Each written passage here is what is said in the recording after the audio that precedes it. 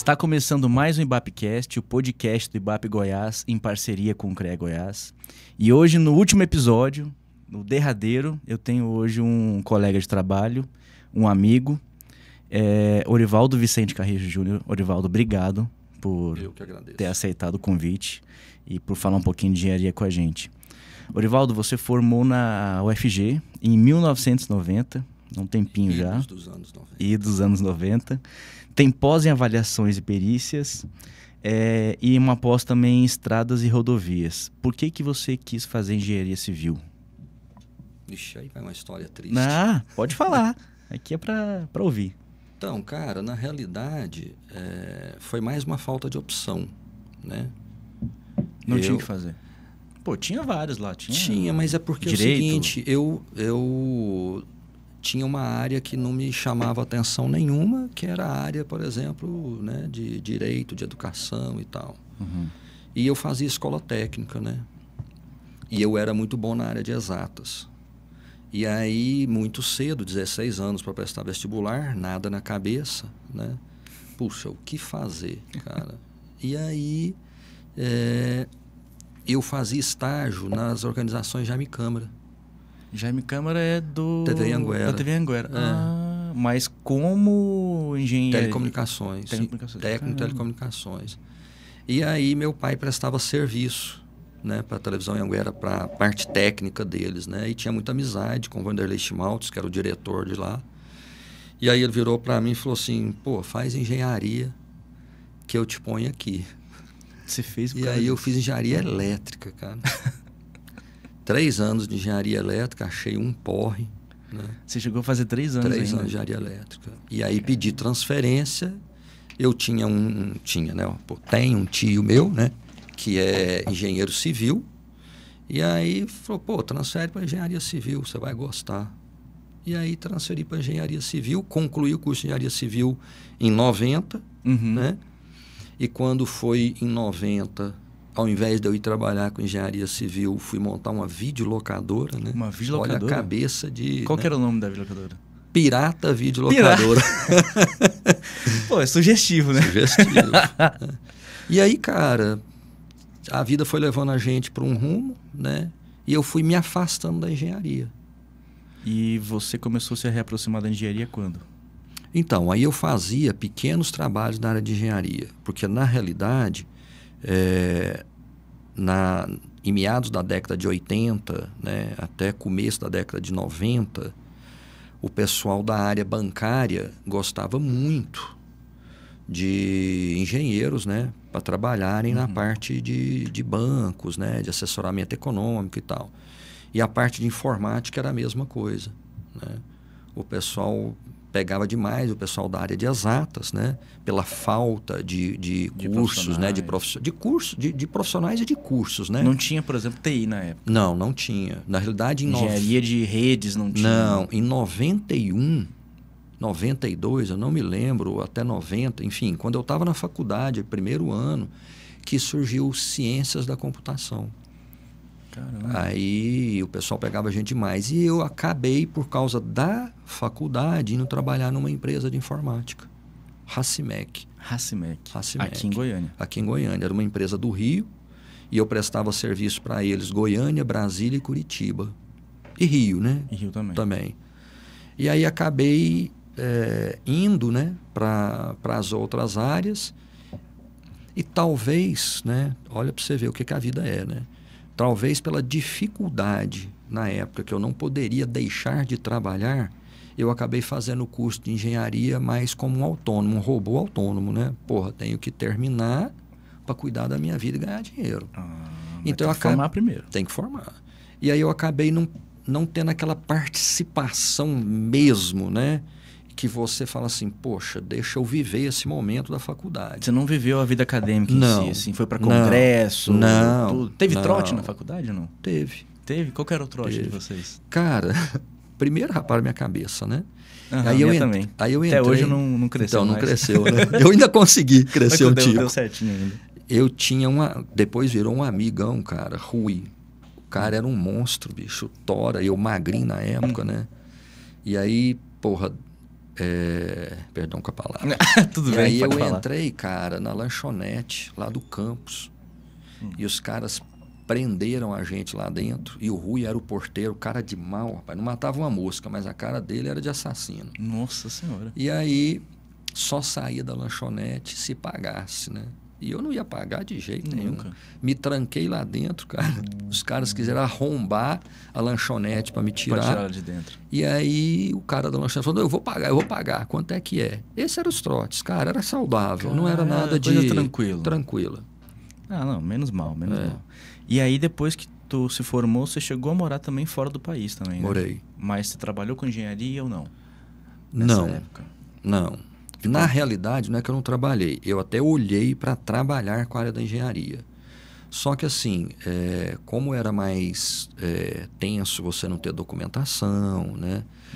Lá fora, igual o Brasil que você tem que reconhecer o seu diploma para exercer a profissão e tal, eu acabei não insistindo na área da engenharia. E acabei indo para a área econômica do mesmo jeito. Acabei conhecendo um árabe, né? Ele era libanês, e a gente acabou montando uma empresa que fazia consultoria para poder fazer importação e exportação de outros países para outros países, não só Estados Unidos e Brasil, não. Atendia o mundo inteiro.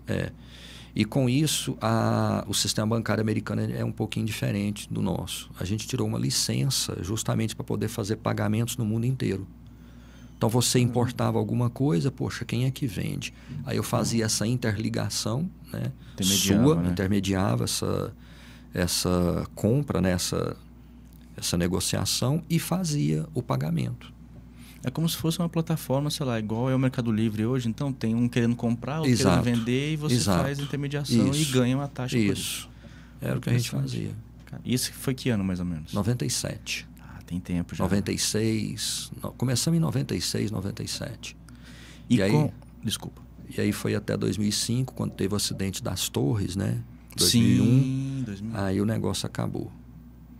Porque meio que eles fecharam Não, isso cara, porque descobriram na época que o dinheiro que foi levado para os terroristas para fazerem o atentado veio de empresas igual à minha. Né, que é o que a gente chamava de money transfer, money transmitter, né, empresas que trabalhavam com dinheiro. E a maioria das clientelas que a gente tinha de varejo, né, era de trabalhadores, inclusive da área de construção civil. Sim. E aí lá os caras recebem um cheque, né? Você não usa cheque nos Estados Unidos, né? Você usa só para pagar contas ou para pagar seu fornecedor, seu empregado. E aí os caras recebiam cheque, sacava, vinha com dinheiro para poder, compra isso, ou manda para fazer isso, que não sei o quê. E aí a gente saía com aquele saco de dinheiro do Papai Noel, né? Aproveitar o Natal e depositava no banco. E aí o sistema de compliance do banco falhou muito nessa parte. Aí os bancos não aceitavam você mais como cliente. Aí acabaram com esse tipo de empresa, então? Cara, não acabou, mas assim, aí mudou, né? Restringiu demais. A gente era uma empresa muito pequena para competir com empresas grandes, né? Caramba, interessante. E como que é a tua ligação com o serviço público hoje? Você atualmente é engenheiro civil, é gerente de avaliação de imóveis lá na SEAD. Como que você chegou nesse local? Como que você chegou até onde você está hoje? Então, eu não sei se eu posso chamar de convite. Convite? Talvez. Na época, cara, eu estava na Getop, né? Hoje Goinfra, e eu trabalhava exatamente na área de rodovias, né? Mas antes disso, você entrou foi concurso do... Eu fiz concurso para o Estado quando eu tinha 18 anos. Na época nem era concurso como é hoje, né? Porque foi implantado na época do Collor o concurso como é feito hoje, né? O sistema de concurso como é feito hoje. Sim. Então, na época, o que acontecia? Vou contar a minha, que, né, a minha situação ela é real, então é tranquila. Sim. Precisava, cara, na época, de digitadores. No Estado? No Estado. Para trabalhar na antiga Caixego, a Caixa Econômica do Estado. E aí a prova era o quê? Digitação. Saber digitar está dentro. Sabia digitar, estava dentro. Não tinha matemática, direito, português, não. E aí eu fiz prova. Por que eu fiz, cara? Como eu fazia faculdade de manhã, eu precisava e tinha aulas à tarde, tinha que estudar, eu precisava de um emprego que não fosse em horário escolar, que né? chocasse, de faculdade, né? Que chocasse. E o trabalho era para ser que hora? Da meia-noite às 6 da manhã. Meu Deus! Era. Naquela época já podia, já da meia-noite às 6 da manhã. Digitador. Cara, digitador. Cara, era uma época que, se eu for te contar agora, o cara de 15 anos vai falar assim, isso é mentira, né? Pô, você pegava aquele maço de cheque e somava na calculadora. Cara, processamento. Não tinha planilha, não tinha nada. Não tinha. Era máquina de escrever ou não? Cara, não. Já era computador, já. Eram computadores, né? Terminais mesmo, mas eram sistemas robustos, né? Não era o que a gente tem hoje de micro, né? Tecnologia. E aí eu passei, cara. Trabalhei 3 anos. E aí vi que não dava, por quê? Porque ao invés de me colocarem para digitar, que talvez tivesse sido até pior, me colocaram para trabalhar em agência bancária. Nossa, e é horário comercial. Era. E aí o que acontecia, cara? Entrava às 7 horas da manhã na faculdade, saía 12:30, mas tinha que chegar 12:00 na Cachego. Trabalhava até às 6 horas, mas 6:30 eu dava aula, até às 11 da noite. Você dava aula na faculdade? Não, eu dava aula de informática. Você tinha 3 empregos praticamente. Quase aí, o pai do Cris, então. É isso aí, por aí. Caramba. Por aí. E aí, depois disso, você continuou na Cachego? Então, aí eu saí, fui para essa empresa, para a Racimec, né? Por quê? Porque ela me dava uma possibilidade melhor de estudo, né? Me dava mais tempo, não me consumia como a Cachego, né? Com horário específico, né? De tal a tal hora. E aí a Cachego fechou. Foi vendida, liquidada? Foi liquidada. E aí a gente foi, embora a Constituição diga que se o seu cargo for exterminado, né, você pode ser mandado embora. Também diz que você pode ser reaproveitado em outro cargo. Anistiado, né, que falam. E aí por que mandaram embora, enfim, né, não sei, não vem ao caso. E aí eu saí do Estado. Aí quando foi 2012,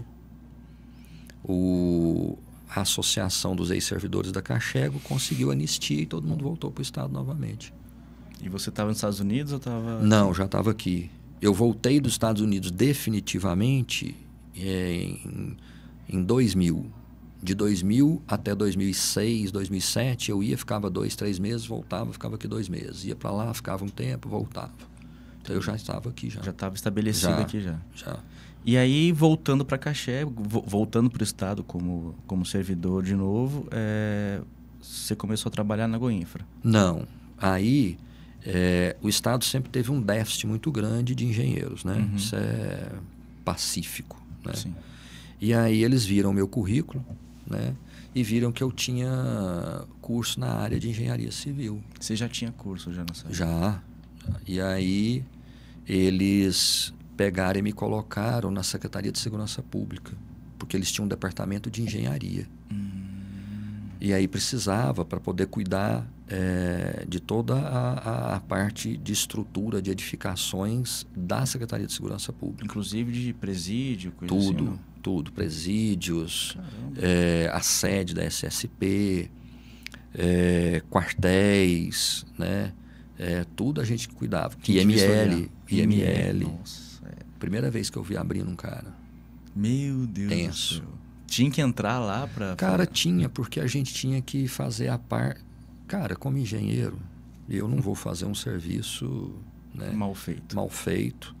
Não vou fazer de conta que eu fiscalizo, né? Para fiscalizar eu tenho que entrar lá dentro. Você sabe disso, como bom profissional e excelente pessoa que eu admiro muito, você sabe que a gente tem que fazer isso. Claro. E aí, cara, eu entrava lá dentro e do começo foi tenso. Você entrava, o cara tava cortando o peito, cortando a cabeça. Meu Deus. Mas depois de um tempo acaba acostumando. Cara, você acostuma. Você nunca perde o olfato. Porque, cara... um cheiro diferente? É forte demais. Você não acostuma. Credo. O cheiro é uma coisa que você não acostuma, que você não perde. Você sabe que você está ali. Mas a visão não. Aí você passa batido. Já olha, é um boneco, é alguma coisa ali, um material qualquer. Não é uma pessoa. Aí de lá, eu tinha começado a fazer minha pós em rodovias. Eu gostava mais da área de rodovias e estradas, de infraestrutura, né, do que a parte de civil. Aí eu comecei a fazer e solicitei para que eu fosse transferido para a Goinfra. Na época era a Getop, né? Na época era a Getop. Quanto tempo você ficou lá? Cara, 4 anos. Foi pouco tempo. Foi. Pouco tempo. E aí veio o convite.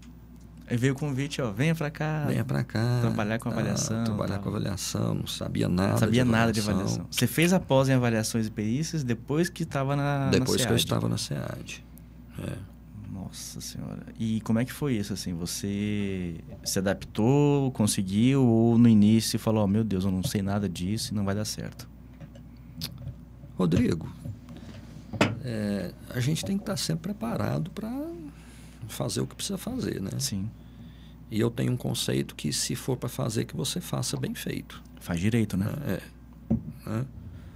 E entrei, cara, não sabia realmente nada de avaliação, embora é uma área da engenharia, embora, né, todos os engenheiros, né, tenham a competência para fazer, a gente pode comparar igual uma medicina, né? Pô, o cara faz medicina, mas tem aquele cara que vai fazer, pô, eu vou ser cardiologista, não, eu vou ser a parte de estética, enfim, eu vou ser tem cirurgião. As vertentes. Você tem as vertentes, né? Sim. E a engenharia é a mesma coisa. Claro. E aí eu falei assim, Jesus amado, né? Vamos começar outra história. E aí, cara, comecei a ler norma, comecei a fazer curso, fui no Cobreap, lá de Salvador. Inclusive o Gabriel foi comigo, né? Foi o primeiro Cobreap que você foi? Foi. Primeiro Cobreap. Tinha que ser, né? Pô, praia. Praia, né? Tem que ter um motivo. E aí, cara, eu vi que a gente precisava de uma reestruturação dentro da SEAD, né? Sim. Pra gente poder fazer um serviço de qualidade, dentro de norma, né? Com excelência, né? Com excelência, a gente precisava de mudanças, né? E aí eu trouxe essas mudanças, foi muito bem aceito na época, né? Pelo superintendente, pelo secretário. Uhum. E aí eu vi que faltava mais alguma coisa, né? E aí foi quando eu tentei trazer para o Estado uma pós-graduação específica, né? A gente fez um portfólio do curso que a gente queria, né? Eu quero isso, isso e isso. Então, a gente fez todo um portfólio das matérias, né, que a gente gostaria de ter nessa pós-graduação. E aí eu queria trazer isso para o Estado, para que só a gente lá da SEAD ou que outros órgãos, né, quisesse, a gente fazia lá dentro somente para nós. Ficou, cara, um valor tranquilo, ficava bacana para o Estado, mas não aprovaram. Não foi para frente. Não foi para frente. Aí esse mesmo portfólio que a gente fez, cara, acabou nascendo esse curso de pós-graduação. Coincidência ou não, acabou se transformando nesse curso de pós-graduação aberto, né, ao público, né? Público externo. E aí eu peguei e falei assim, poxa, já que eu não consegui de uma forma, vamos fazer de outra. Aí eu fiz a minha inscrição, era época de pandemia. Sim, tudo então, remoto? Tudo remoto, né? Tudo era EAD, né? Sim. O valor também ficou bacana, já que não ia ser custeado pelo Estado. Aí eu acabei fazendo. A SEAD, ela fez uma das coisas que eu acho que nem outro órgão público no Brasil fez. Ela fez um concurso para engenheiro avaliador. Tanto engenheiro civil como arquiteto e também engenheiro agrônomo e florestal. Isso. Quanto por cento tem do teu dedo nisso? Então, quando eu fui para a SEAD, exatamente pelo problema que a gente não gostaria de ter hoje, que era o quê? Todos lá não eram servidores concursados, efetivos, né? Então, na mudança de governo, todos eles foram exonerados.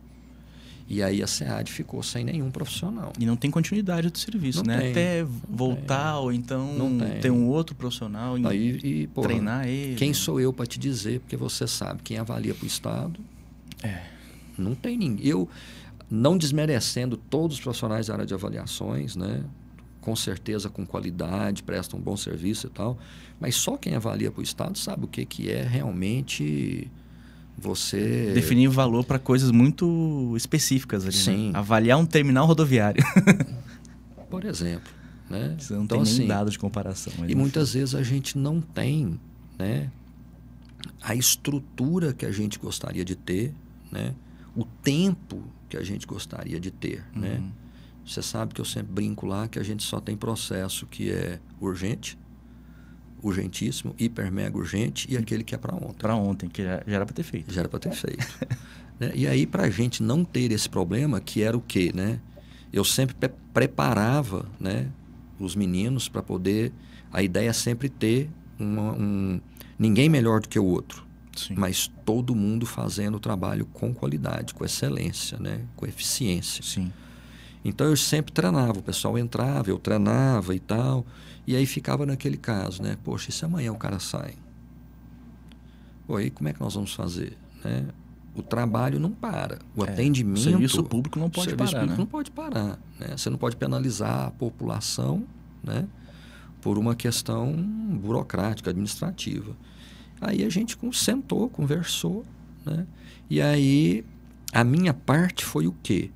Eu não gostaria que as provas da engenharia fossem de um plano geral. Tipo assim, poxa, o cara vai ser engenheiro de avaliações. O que eu quero aqui? Eu quero um cara que entenda de engenharia de avaliações. Não justifica para mim o cara vir para cá, por exemplo, e ele ser especialista em rodovias. Né? Não adianta nada. Não adianta nada. Não adianta o cara vir para cá e ele ser um especialista em estudo do solo, né? Em geotecnia. Não tinha nada a ver. Tem que saber avaliar e dar valor ao que está avaliando. Isso. Aí a minha parte foi essa briga. Eu comprei a briga, né? Quando escolheram a banca, eles queriam fazer uma prova genérica, né? A minha briga foi essa. Eu falei, não quero isso, não justifica para mim. Sim.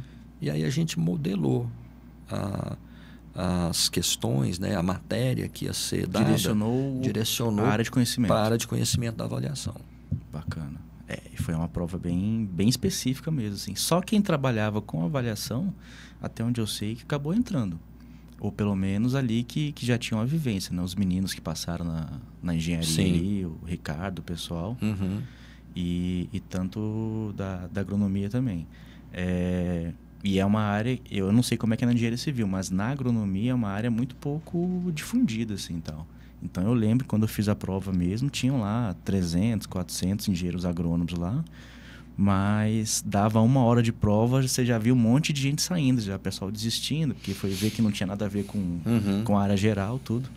E eu achei bem interessante, porque eu acho que foi o primeiro concurso que foi feito, que existe, que é para a área de avaliação. Que foi usada a 14653, tudo. E eu achei bem interessante. Você acha que isso ajudou, por exemplo, no trabalho de hoje, deixar as avaliações de uma forma mais criteriosa? O que isso ajudou depois desse concurso? O que isso contribuiu? Então, se você pegar... né, o que é o melhor do mundo, né, de todos os mundos, né? É você pegar aquele cara que, além do conhecimento, ele tem a prática. É isso que a gente quer, né? Sim. O cara chegue para você pronto para executar aquilo que você precisa. Então, assim, a primeira parte que eu buscava era que o cara tivesse pelo menos o conhecimento básico. Isso eu esperava com o estilo de prova que a gente pediu para ser aplicado. Sim. A segunda parte era que o cara tivesse uma experiência mínima. Essa parte eu não consegui colocar. O que eu gostaria que fosse aceito como experiência, que fosse colocada como pontuação, né? Como pontuação, eram que todas as especializações, pós-graduações, mestrados e doutorados estivessem na área. Não precisava ser na área da engenharia de avaliações, mas que tivesse conotação para ligar para a área de avaliações. Entendi. Né? Por exemplo, o cara que tem uma pós-graduação em orçamento, pô, bacana, a gente sabe, você sabe. Sim, que a gente precisa desse profissional lá. E uma parte que é engraçado, né? Quando você vai fazer concurso temporário, você tem a entrevista. E a entrevista é um ponto culminante para o cara poder entrar ou não. Sim. Quando você vai fazer para o efetivo, você não tem essa parte. Né? E não aí, tem pontuação para isso. Não tem essa pontuação. Então, no final, você acaba assim, o cara estudou ou o cara tem experiência na área da avaliação. Né? Mas assim, ainda bem, você conhece os meninos, ainda bem que todos entraram com vontade, né? A gente sabe que todos ali vestiram o ideal, que é prestar um serviço bacana, Sim. com qualidade e tal. E aí a minha ideia sempre foi aquilo que a gente faz lá hoje, né? Toda semana a gente discute casos, né? A gente faz um trabalho que que tem alguma especificidade diferente, a gente Sim. discute e tal. Eu acho que, independente se a pessoa... A minha expectativa era que ele viesse com experiência, mas eu sabia que experiência de órgão público a gente não teria. Não teria, né? muito difícil. Mas assim, pelo menos a gente conseguiu que eles tivessem o estudo, né? O conhecimento básico, né? A educação na área das avaliações, né? E aí quando chega a gente modela, né? Aí bota para trabalhar, discute, faz um trabalho em conjunto. Acaba dando um jeito e Acaba as dando coisas um vão se organizando. Vão se organizando. Você, engenheiro civil, trabalha no serviço público e também nas horas vagas você presta serviço em avaliação em outras áreas. Qual que é a diferença? Quais são as vantagens e desvantagens de um engenheiro civil que trabalha no serviço público e um engenheiro civil que trabalha por conta, que tem às vezes uma empresa ali ou que presta serviço particular para outras pessoas? Você vê alguma diferença nisso? E quais são as diferenças? Bom, então... Boas e ruins. Na área de avaliações, vamos falar de avaliações, que eu até brincava muito isso com os meninos quando eles entraram, né, na nossa primeira reunião, é que assim, quando você trabalha particular, que o cara chega e te contrata, poxa, faz essa avaliação para mim.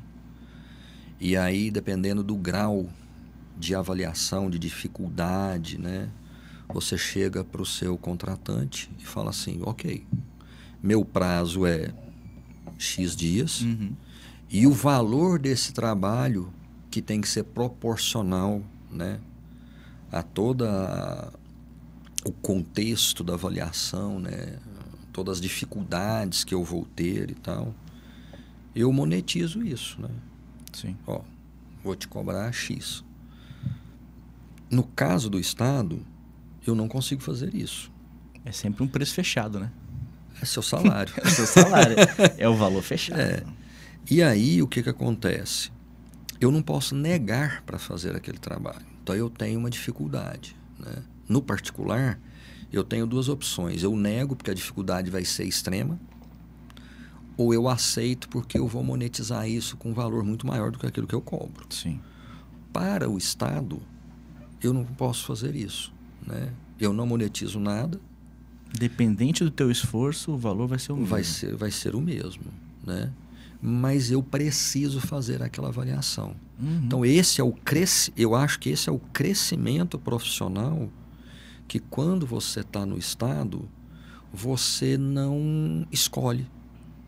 Você não vai escolher. Você vai ter que crescer profissionalmente, né? Você vai ter que buscar formas de executar o seu trabalho, né? Com aquilo que você tem disponível e o que é pior, você também não estipula prazo. Você cumpre o prazo. Cumpre o prazo. Né? Aquele é o prazo que você tem.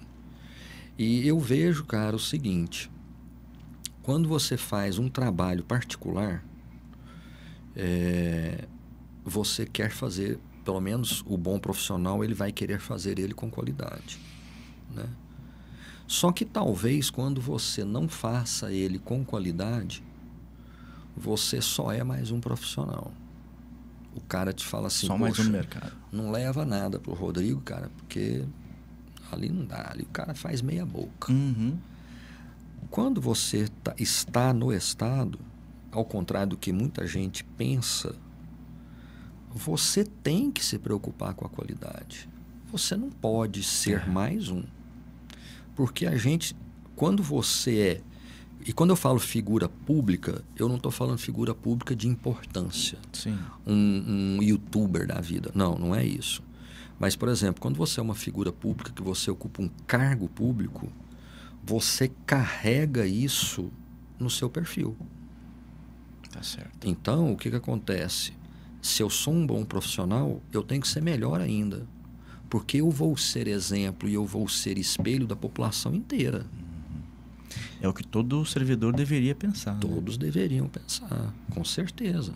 Quando você está dirigindo, igual, por exemplo, lá na SEAD a gente não dirige, né? Tem o motorista, mas na Goinfra, a Getop, a antiga Getop, eu dirigia. Quando você veste a camisa do Estado, quando você usa um equipamento do Estado, o veículo, por exemplo, é seu exemplo. Quando você ultrapassa as regras ou limites, né? Não é o Orivaldo, é o servidor do Estado fazendo alguma coisa errada. Fazendo alguma coisa errada. Se aparecer na imprensa lá depois, não é o Orivaldo. Não, é o Estado que é penalizado. Exatamente. Você até vai ser penalizado depois, talvez responder alguma sindicância, tudo. Mas então, para a imagem do Estado, é o servidor do Estado fazendo isso. Na realidade, cara, quem responde é o Estado. Se você está com um veículo hoje e você se embriaga e você bate o carro, o responsável é o Estado.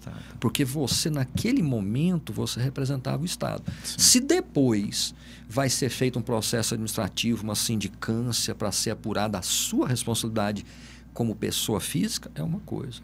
Mas de quebra já é primeiro o Estado. É o Estado. Então, eu não acho que isso seja algo ruim. Eu acho que isso é algo bom, porque você cresce profissionalmente. Aquele cara que quer ser um bom profissional, quando ele está no órgão público, ele tem uma obrigação e não uma opção.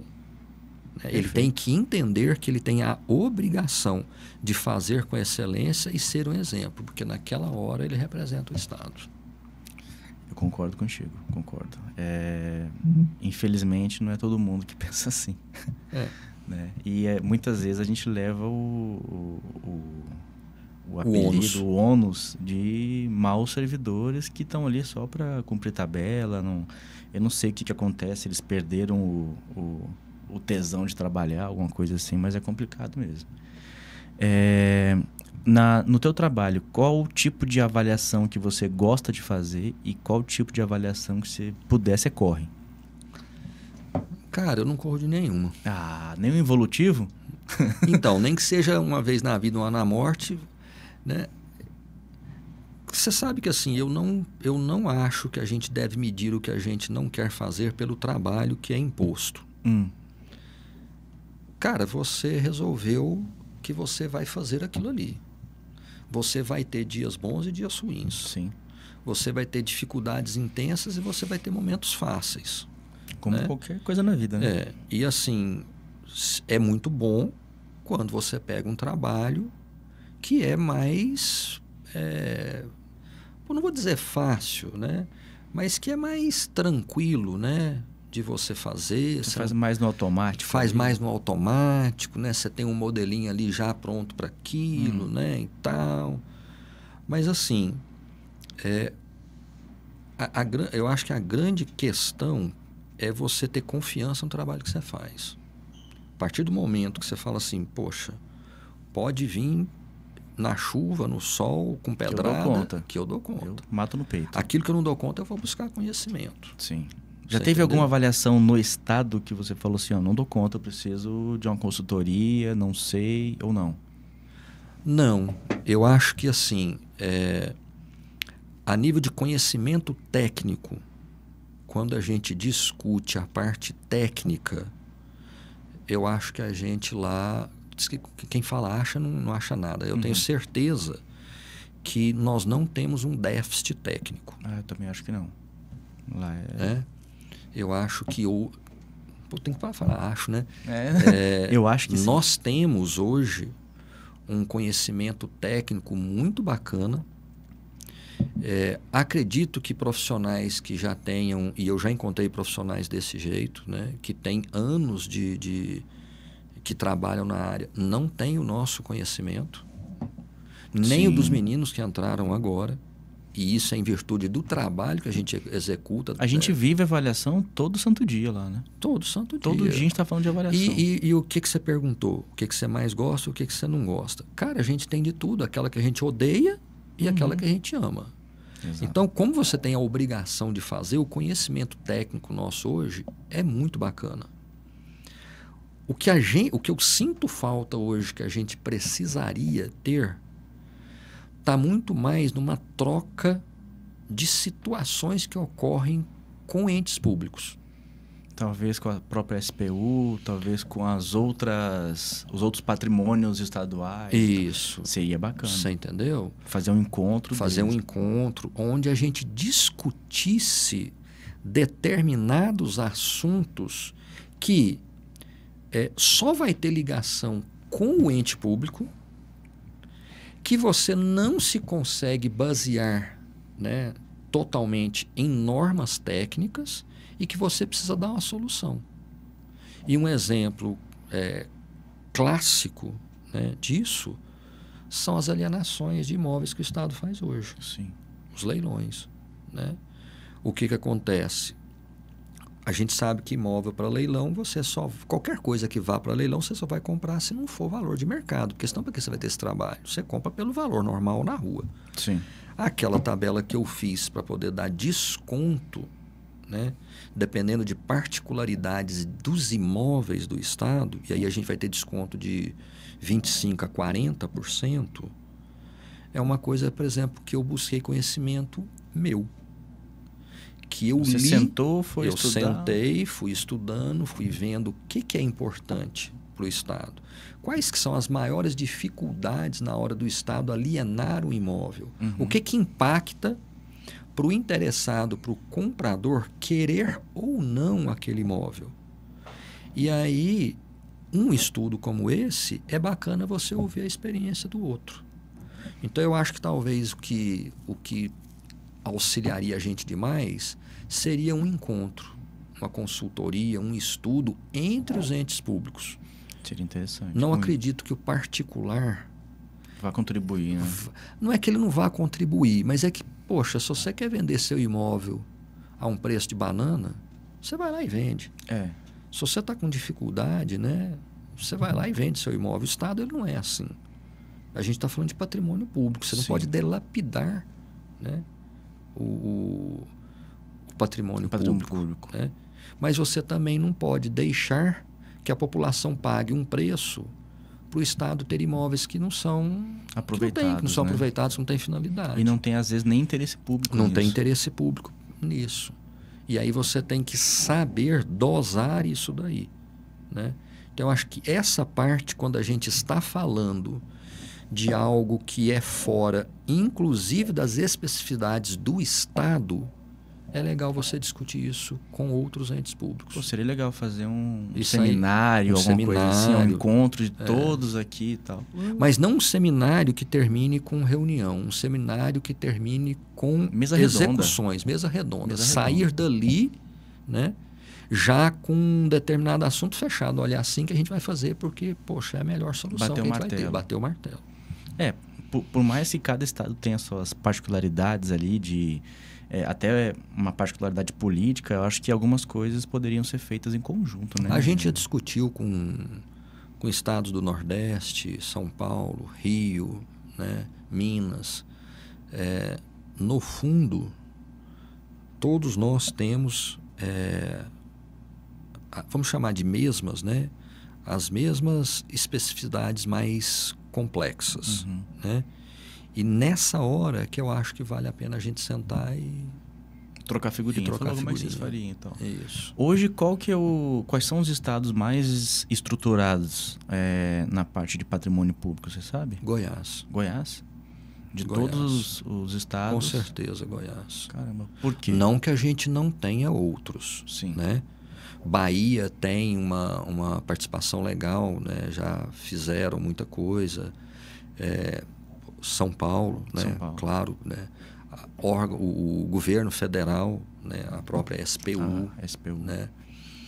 O Espírito Santo tem um trabalho na parte de avaliações, né? e de controle de imóveis bacana, mas quando você soma tudo, quando você pensa no controle patrimonial, em avaliações, em corpo técnico, em desenvolvimento, né, de todo esse trabalho, Goiás está na frente. Exemplo. Né? É referência. É referência. Bacana. Com relação ao teu serviço particular, você já fez algumas avaliações, tudo, acredito, de casa, apartamentos. Tem alguma avaliação que foi curiosa no sentido de que aconteceu alguma coisa engraçada? alguma situação, sei lá, tinha gente lá dentro de casa, eu não sei, aconteceu alguma...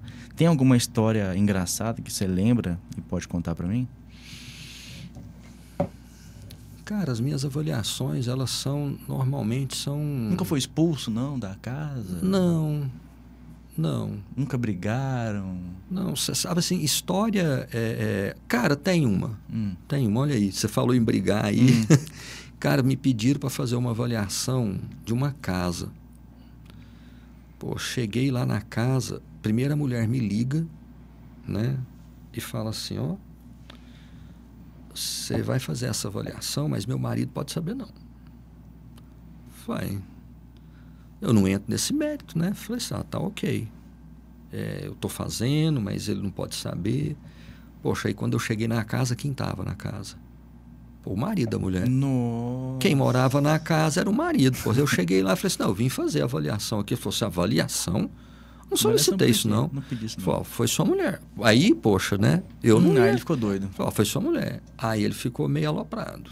Contigo? Não. Com ela? Com ela. Ligou, falou, mas que é isso, que não sei o que e tal. Porque eles estavam se separando. Ah, e ela queria saber quanto que ela valia para divisão de bens. Para poder fazer a divisão de bens. E aí essa é uma situação que não foi engraçada, mas foi sem graça na realidade, né? Porque, poxa, você chega lá para avaliar, não fala pro meu marido, mas quem tá lá, quem mora lá é o marido, poxa. Como é que você faz, né? Mas normalmente são bem tranquilos. Nunca teve uma treta, assim, não, nada? Não. Nunca foi expulso? Não. Nunca teve, sei lá, vou tirar foto do quarto aqui, tem uma pessoa dormindo lá. Não. Comigo já aconteceu isso já, mas é engraçado. Vamos dizer que você ganha na Mega Sena, agora dia 31, tá milionário. Pô, vamos dizer não, né? Vamos dizer. Quando você ganha na Mega Sena, quando você ganha na Mega Sena. E ficar milionário, vamos dizer que você tem a possibilidade de continuar trabalhando. Você continuaria trabalhando na parte de engenharia de avaliações ou voltaria para suas origens lá em asfalto, estradas, tudo? Se você pudesse escolher, fala, cara, eu vou trabalhar só por prazer. Então, muita gente fala que se você ganha dinheiro, você não tem o que fazer na vida, né? Eu já acho o contrário. Eu acho que o dinheiro é uma coisa que poda, na maioria das vezes, o que você gosta de fazer.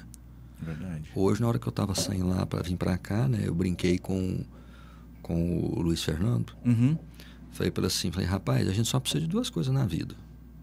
Ele falou, mas o quê? Eu falei assim, saúde e dinheiro. O resto a gente corre atrás. O resto dá um jeito. E aí, embora eu não seja um apaixonante, né, pela engenharia, eu sempre fiz bem feito tudo que eu me proponho a fazer. Só que eu acho que me daria mais prazer não o trabalho da engenharia, mas o trabalho social. Mas relacionado à engenharia ou não? Relacionado à engenharia. Será? Construir casa popular? Não sei, alguma coisa assim. Exatamente isso. Colocar o programa, até brinquei lá, os meninos começaram a rir. Sua casa, minha alegria. Sua casa. Porque, cara, assim, eu iria aproveitar o meu conhecimento, sim, a minha profissão, a minha formação, que é engenharia, né? E por que não, cara? Poxa, facilitar a vida de tanta gente. Uma casa no mês. Constrói uma casa e tal. doa. Não tem custo, não. Mas você ia ser daqueles que fariam um evento, tudo para mostrar, ou seria aquele mais anônimo, assim, tal? Tem gente que é contra e é a favor disso, né? Você... quando a caridade ela é pública, ela não é caridade. É só o seu ego sendo inflado lá. Eu não sei o que pensar. Às vezes eu acho que é bom você divulgar, porque você implica que mais pessoas podem ajudar também. Às vezes não. Você faria de qual jeito? Então, eu acho que aí a gente tem que pensar uma coisa que é assim, né? Pô, você me conhece, né? Cara, eu sempre fui aquele que quando eu era adolescente, quando eu chegava na festa, todo mundo sabia que eu estava chegando, né? Ah, é? Por causa das roupas? Por causa das roupas, poxa, né? Quando você me vê na academia, você vai ver que meu tênis é multicolor. Igual do Gabriel. Exatamente. Como é que pode? Então, eu acho que assim, isso não é... Eu não chamo isso de ego ou exibicionismo. Uhum. Né? Embora você tenha essas características, né, em determinados indivíduos... Uhum. De autopromoção, né? De autopromoção e tal. Tem gente que tem a necessidade. No meu caso, é simplesmente um perfil. Entendi. Cara, eu não gosto de ser igual. Não gostava de ser igual. Né? Então, hoje, se eu fizesse esse... Se eu não, né? Vou mudar, né? Quando eu fizer o programa, né? Se eu vou chamar a atenção e isso me ponha na mídia, cara, não vejo nem a favor e nem contra. O que eu vejo, cara, o que eu acho é assim: faça porque você quer. Não porque os outros estão fazendo. Não. Eu acho que o grande X da questão não é se você está alimentando o seu ego. Você pode ter um ego espiritual, cara. Uhum. Tá? Eu não sei como é que o político hoje deita a cabeça no travesseiro sabendo que a população está como está e ele dorme excepcionalmente bem. Tranquilamente. Né? Eu não sou assim. Né? Então eu acho assim, se é para o seu ego, ok. Todos nós temos defeitos.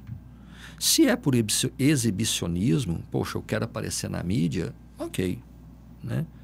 Mas faça para o seu ego e para o seu exibicionismo uma coisa que seja satisfatória e que seja boa. Tá então, certo. Poxa, doei a casa, mas quero que saia no Fantástico. Bacana. Ok. Mas faça uma parte. Pelo Mas menos você está doando, você está pelo fazendo menos coisa um boa. pedacinho da sua Ação tem que ser boa. atividade, da sua ação, vai ser boa. Sim, com certeza. Né? Eu concordo. Eu tenho duas perguntas antes da gente encerrar o nosso papo aqui. Qual conselho que tu daria para quem está querendo fazer engenharia civil ou para quem está terminando o curso e não sabe o que fazer? Um conselho bom? Eu já sei um já que você vai falar, mas bom. dê todos os conselhos que você quiser. Não faça engenharia civil. Cara, não, sim, sem brincadeira e tal, eu vejo uma coisa, por isso que eu te falo que dinheiro é um problema quando você não tem. Né? Aquele cara que acha que dinheiro é ruim, eu passo meu Pix aqui, ele passa tudo. Na hora, pode passar essa ruindade para mim. Eu acho que a grande questão de tudo é o seguinte: quando você faz algo, né? Eu tinha um professor na engenharia, um apaixonado pela engenharia, e ele falava o seguinte, cara, que na vida você só tem duas situações: ou você ama o que faz, ou você faz o que ama. Você não tem como fugir. Então é assim, qual é a sua necessidade de fazer a engenharia? Ela pode ser profissional, ela pode ser financeira, como ela pode ser um objetivo de vida. Algo pessoal mesmo. Algo pessoal, né?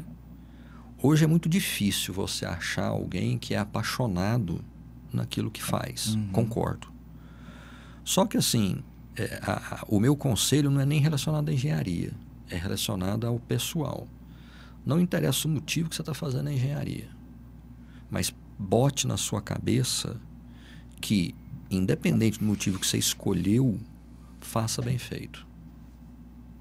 Não utilize subterfúgios ou desculpas para você poder fazer algo para justificar a falta de profissionalismo, a falta de qualidade, Perfeito. O seu desempenho, a sua dedicação. Só não faça isso. Já que você está ali, faz direito. Faz direito. Você é apaixonado na sua profissão? 0 a 10. Na profissão de engenharia? Cara, 10. Não tem como. Eu sempre levo em consideração, cara, não esqueço nunca esse ditado que eu te falei. Ou você faz o que ama ou ama o que faz. Então, assim, se você perguntar para mim, você é apaixonado no que faz? 10, cara. Com certeza. Se não for assim, você não vai fazer bem feito. Tá certo. Boa. A última pergunta que eu tenho que fazer é a seguinte. Você está com 58? 58. 58 anos. O Orivaldo, com 68 anos, quer estar fazendo o quê, aonde? Daqui 10 anos, o que você vai estar fazendo? Você vai estar na engenharia ainda? Você vai estar no serviço público? Vai estar na praia? Vai estar onde? Eu vou estar na praia estudando se existe vida alienígena e se existe vida após a morte. Meu Deus do céu. Você vai ser aqueles caras Hare Krishna, gratidão. Isso aí. Meu Deus.